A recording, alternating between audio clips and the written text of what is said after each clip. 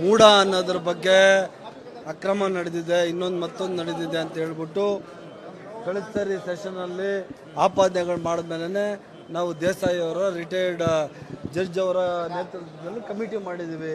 ಅದ್ರ ಜೊತೆಯಲ್ಲಿ ಕೋರ್ಟಲ್ಲಿ ಕೇಸ್ ನಡೀತಾ ಐತೆ.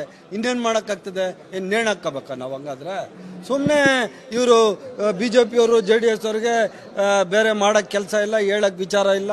ರೈತಗಳ ಸಮಸ್ಯೆ ಅಂತಾರೆ, ಉತ್ತರ ಕರ್ನಾಟಕ ಸಮಸ್ಯೆ ಅಂತಾರೆ, ಇಡೀ ರಾಜ್ಯದಲ್ಲಿ ಕೆಲಸಗಳಿಲ್ಲ ಅಂತಾರೆ. ಅದ್ರ ಬಗ್ಗೆ ಸರ್ಕಾರದ ಗಮನ ಸೆಳೆಯೋದು ಬಿಟ್ಟು ರಾಜಕೀಯ ಕಾರಣಗಳಿಗೋಸ್ಕರ ಈ ಥರ ಕ್ಷುಲ್ಲಕ ರಾಜಕಾರಣವನ್ನು ಮಾಡೋದನ್ನ ಬಿಟ್ಟು ಮಹತ್ವವಾದ ಚರ್ಚೆಗಳು ನಡೀಬೇಕು.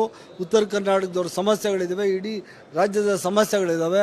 ಆ ಸಮಸ್ಯೆಗಳನ್ನ ಪರಿಹಾರ ಮಾಡಲಿಕ್ಕೆ ಅವ್ರದ್ದು ಏನಾದರೂ ಸಹಕಾರ ಇದ್ದರೆ, ಸಲಹೆಗಳಿದ್ರೆ ಸರ್ಕಾರಕ್ಕೆ ಕೊಡಬೇಕೇ ಹೊರತು ಈ ಥರ ವಿಚಾರಗಳನ್ನ ಇಟ್ಕೊಂಡು ರಾಜಕಾರಣ ಮಾಡೋದ್ರಲ್ಲಿ ಏನು ಪ್ರಯೋಜನ ಇಲ್ಲ.